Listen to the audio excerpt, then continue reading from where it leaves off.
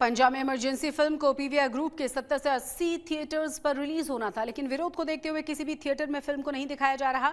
इसी बीच पंजाब कांग्रेस के प्रधान अमरिंदर राजा वड़िंग ने भी कंगना की फिल्म को लेकर ऐतराज जताया है। तो वहीं केंद्रीय मंत्री चिराग पासवान कंगना के समर्थन में आवाज उठा रहे हैं। देखिए, मैं मानता हूं कि जब कोई एक कलाकार और पूरी टीम मिलकर अगर एक फिल्म को तैयार करती है, मैं मानता हूं कि पहले उसको देखना चाहिए। बिना देखे विरोध करना, सिर्फ बातें सुनकर कहीं सुनी बातों के आधार पर फैसला ले लेना, कई जगहों पे फिल्म को बैन करने की खबर आ रही है, कहीं पे आक्रोश इसको लेकर। आप देखें, अगर उसके बाद अगर आपको लगता है कि इसमें कुछ सही नहीं है, फिल्म मैंने भी नहीं देखी, पर हाँ, मैं ये मानता हूं कि जब कोई फिल्मकार फिल्म बनाता है तो उसको एक बार देखना जरूर चाहिए, और उसके बाद अगर आपका कोई ऐतराज है तो जरूर आप अपना आक्रोश। इस प्रकार की जो फिल्में हैं, चाहे वो कंगना जी बना रही हैं, चाहे कोई और बना रहा है, उसमें जो सही तथ्य हैं उनको तोड़ मरोड़ के पेश किया जाता है, क्योंकि फिल्म में अगर मसाला नहीं डालेंगे तो फिल्म चलेगी नहीं। इस प्रकार की जो फिल्में बनती हैं केवल जनता को स्टोरी बताने के लिए और उनका दिल बहलाने के लिए, ये सही नहीं है। मेरे को लगता है सेंसर बोर्ड को और सरकारों को इसके ऊपर तरीके से नजर रखनी चाहिए, क्योंकि इन ऐसी फिल्मों से देश का, भाईचारे का, सब लोगों का माहौल खराब होता है। फाजिल्का के रहने वाले लॉ स्टूडेंट सफल हरप्रीत सिंह की तरफ से कंगना को कानूनी नोटिस भेज दिया गया है, जिसमें 5 दिन के भीतर कंगना से पूरे पंजाब और सिख कम्युनिटी से माफी मांगने की बात कही गई है। जिੱਥੋਂ ਕਿ ਅਸੀਂ ਕੰਗਣਾ ਰਣੌਤ ਜੀ ਦੀ ਮਾਨਸਿਕਤਾ ਜਾਣਦੇ ਹਾਂ ਕਿ ਹਮੇਸ਼ਾ ਹੀ, ਚਾਹੇ ਕਿਸਾਨ ਅੰਦੋਲਨ ਸੀ, ਚਾਹੇ ਉਸ ਤੋਂ ਬਾਅਦ ਅਨੇਕਾਂ ਇਨਸੀਡੈਂਟਸ ਹੋਏ, ਉਹ ਸਿੱਖਾਂ ਨੂੰ ਤੇ ਪੰਜਾਬ ਨੂੰ ਟਾਰਗੇਟ ਕਰਨ ਦੀ ਕੋਸ਼ਿਸ਼ ਸੀ। ਉਸ ਦੇ ਵਿੱਚ ਮੈਂ ਇੱਕ ਲਾਅ ਸਟੂਡੈਂਟ ਆ ਜੀ, ਉਸ ਨਾਤੇ ਆਪਦਾ ਫਰਜ਼ ਸਮਝਦੇ ਹੋਏ ਅੱਜ ਸਾਡੇ ਲਾਅ ਆਫਿਸ ਵੱਲੋਂ ਇੱਕ ਮੈਂ ਕੰਗਣਾ ਰਣੌਤ ਜੀ ਨੂੰ ਲੀਗਲ ਨੋਟਿਸ ਭੇਜਿਆ, ਜਿਹਦੇ ਵਿੱਚ 5 ਦਿਨਾਂ ਦੇ ਵਿੱਚ ਸਾਰੇ ਪੰਜਾਬ ਤੋਂ, ਸਾਰੀ ਸਿੱਖ ਕਮਿਊਨਿਟੀ ਤੋਂ ਮਾਫੀ ਮੰਗਣ ਦੀ ਤੇ ਜਲਦ ਤੋਂ ਜਲਦ ਇਸ ਫਿਲਮ ਨੂੰ ਬੰਦ ਕਰਨ ਦੀ ਜੋ ਅਸੀਂ ਬੇਨਤੀ ਉਹਨਾਂ ਨੂੰ ਕੀਤੀ ਹੈ। चंडीगढ़ में 24 जनवरी को होने वाले मेयर चुनाव को लेकर पंजाब हरियाणा हाई कोर्ट में अहम सुनवाई हुई। मौजूदा मेयर कुलदीप कुमार ने कोर्ट में याचिका दायर करके समय से पहले अपना कार्यकाल खत्म करने और आगामी चुनावों में हाथ उठाकर वोट करने के प्रावधान पर सवाल उठाए हैं। हाई कोर्ट ने आज सुनवाई करते हुए सभी पक्षों की दलीलों को सुना और मामले की अगली सुनवाई होनी है 20 जनवरी को। साथ ही साथ कोर्ट ने चंडीगढ़ प्रशासन से पूछा है कि क्या मेयर चुनाव टाला जा सकता है। देखिए, जो आज हमने प्रेयर की थी, 3 ग्राउंड्स के ऊपर ये एक पिटीशन फाइल की गई थी। कुलदीप कुमार जो इस टाइम पे चंडीगढ़ के मेयर हैं, उनकी तरफ से पिटीशन फाइल की गई है। पहला ग्राउंड था टेन्योर को लेके, सेकंड ग्राउंड था कि जो वोटिंग है वो बाय शो ऑफ हैंड्स होनी चाहिए, और तीसरा एक जो अथॉरिटीज़ को अपॉइंट करने के रिगार्डिंग ग्राउंड था। तो जो पहला ग्राउंड था टेन्योर को लेके, टेन्योर का जैसे कि लास्ट ईयर जो कुछ हुआ कि 18 जनवरी को पहले फर्स्ट मीटिंग रखी जाती है, उसके बाद वो पोस्टपोन करके कि अनिल मसीह बीमार हैं, लॉ एंड ऑर्डर का बहाना लगा के 6 फरवरी को वो पोस्टपोन कर दी जाती है, जिस कारण हमें हाई कोर्ट आना पड़ा, और वो जो मीटिंग थी हाई कोर्ट के ऑर्डर से 30 जनवरी के लिए प्रीपोन हो गई थी। पंजाब में पीएम नरेंद्र मोदी की सुरक्षा चूक का मामला 3 साल के बाद एक बार फिर से सुर्खियों में आ गया है। कोर्ट ने इस मामले में 25 किसानों के खिलाफ गिरफ्तारी वारंट जारी कर दिए हैं, जिसमें हत्या की कोशिश की धारा भी जोड़ दी गई है। राष्ट्रपति द्रौपदी मुर्मू ने आज खिलाड़ियों को राष्ट्रीय खेल पुरस्कार से सम्मानित किया है। पेरिस ओलंपिक में निशानेबाजी के 2 पदक जीतने वाली shooter Manu Bhaker, world chess champion D Gukesh, भारतीय हॉकी टीम के कप्तान हरमनप्रीत सिंह और पेरिस पैरालंपिक में गोल्ड जीतने वाले प्रवीण कुमार को मेजर ध्यानचंद खेल रत्न पुरस्कार से नवाजा गया। इसके अलावा 34 खिलाड़ियों को अर्जुन अवार्ड से सम्मानित किया गया।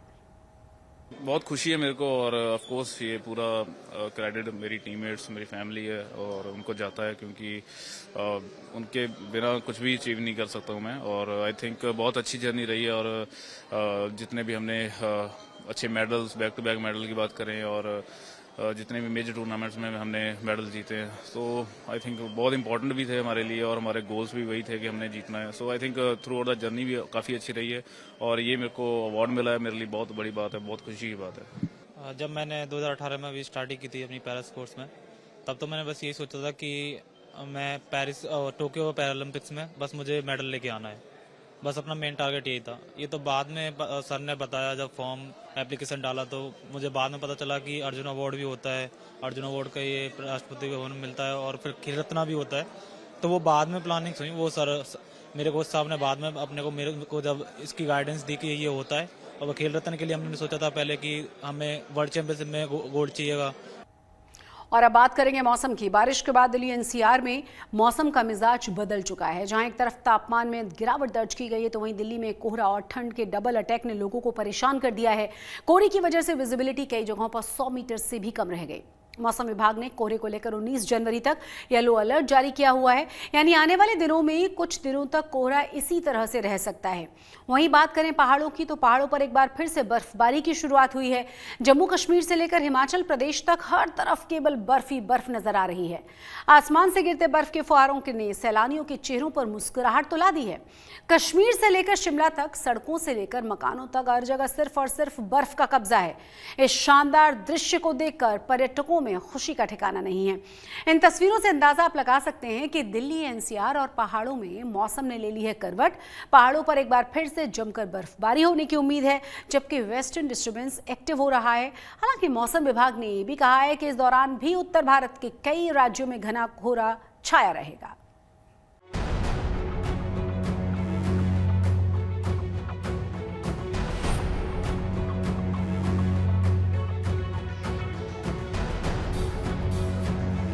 बारिश का सिलसिला थम गया है। अब बाहरी तापमान में गिरावट और घना कोहरा आने की है। मौसम विभाग का कहना है कि वेस्टर्न डिस्टर्बेंस के हटने से ठंड में इजाफा होगा। न्यूनतम तापमान में गिरावट देखने को मिलेगी और पंजाब, हरियाणा, राजस्थान और पश्चिमी उत्तर प्रदेश समेत दिल्ली एनसीआर में घना कोहरा अपना सितम दिखाएगा।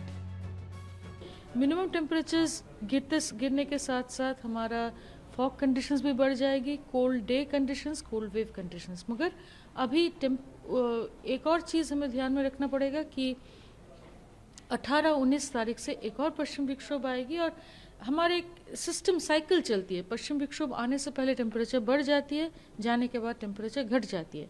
तो बहुत घटने की सवाल नहीं है। 2 से 3 डिग्री घटने की आशंका है अगले 2 से 3 दिन में। तो इसमें कोल्ड वेव शायद ना आ जाए, मगर टेम्परेचर्स, मिनिमम टेम्परेचर खासकर थोड़ा गिरेगी। मौसम विभाग का यह भी कहना है कि घने कोहरे और न्यूनतम तापमान में कमी का सिलसिला ज्यादा लंबा नहीं चलने वाला है, क्योंकि 18-19 जनवरी और 21 जनवरी को 2 वेस्टर्न डिस्टर्बेंस आने वाले हैं, जिससे न्यूनतम तापमान ज्यादा कम नहीं होगा। जैसे ही इन पश्चिमी विक्षोभ का आगमन होगा, तापमान में भी बढ़ोतरी होगी। 18 तारीख से दोबारा बारिश बढ़ने की संभावना है। खासकर पहाड़ी राज्यों में 18-19 तारीख से बारिश शुरू हो जाएगी। उसके बाद तीसरा और एक वेस्टर्न डिस्टर्बेंस आएगी, जो कि आपका 21-22 तारीख को, जिससे कि पूरा प्लेन्स में भी बारिश होने की संभावना है। मौसम विभाग ने घने कोहरे को लेकर करीब करीब पूरे उत्तर भारत में येलो अलर्ट जारी किया हुआ है। आने वाले पश्चिमी विक्षोभ पहाड़ों और मैदानों को तरबतर तो करेंगी ही, लेकिन इनका असर कम होने के बाद एक बार फिर पहाड़ों और उत्तर भारत के मैदानी इलाकों में ठंड में इजाफा देखने को मिल सकता है। अब आपको लिए चलते हैं चंडीगढ़। आज सुबह सड़कों पर कोहरे का पहरा देखने को मिला है और हर तरफ कोहरे की चादर होने से वाहनों की रफ्तार धीमी नजर आई है। चंडीगढ़ में कैसे हैं मौसम के हालात, हमारे संवाददाता असीम बस्सी की इस खास रिपोर्ट से जानिए। चंडीगढ़ में मौसम ने करवट ली है और आज फिर जो है काफ़ी डेंस फॉग जो है चंडीगढ़ में है। हम इस वक्त चंडीगढ़ के मटका चौक में हैं। आप देख सकते हैं कि चारों तरफ जो है किस तरह कोहरा छाया हुआ है और मोबिलिटी और विजिबिलिटी जो है वो भी इफेक्ट हुई है। और इस तरफ भी अगर देखेंगे तो व्हीकल्स को लगातार जो है अपनी हेडलाइट्स जो हैं ऑन करके आना पड़ रहा है, क्योंकि विजिबिलिटी काफ़ी पुअर है। कुछ दिन पहले यहाँ धूप भी निकली थी, लेकिन अब आप देख सकते हैं कि ना सिर्फ टेम्परेचर डिप हुआ है, ठंड बढ़ी है, बल्कि यहाँ पर चंडीगढ़ में सिचुएशन ये है कि फॉग बहुत ज़्यादा है और व्हीकल्स को अपनी हेडलाइट्स ऑन करके, ब्लिंकर ऑन करके आना पड़ रहा है, क्योंकि उनको क्लैरिटी मिल जाए आगे विजन के अंदर। चंडीगढ़ में आपको बता दूं क्लाइमेटिक कंडीशंस हमेशा ही ठंडी रहती हैं, क्योंकि बिल्कुल फुट हिल्स में है। यहाँ से कुछ दूर में ही जाएं तो आप हिमाचल शुरू हो जाता है, शिमला में यहाँ कहीं और भी बर्फबारी होती है, तो उसका डायरेक्ट इम्पैक्ट जो है यहाँ पर होता है। सो इस वक्त हालात ये हैं कि चंडीगढ़ में कि मोबिलिटी और विजिबिलिटी दोनों ही जो हैं वो इफेक्ट हुए हैं, क्योंकि काफ़ी डेंस फॉग जो है आज सुबह चंडीगढ़ में आई है। चंडीगढ़ से कैमरा पर्सन गुंजीत के साथ असीम बसी, आज तक।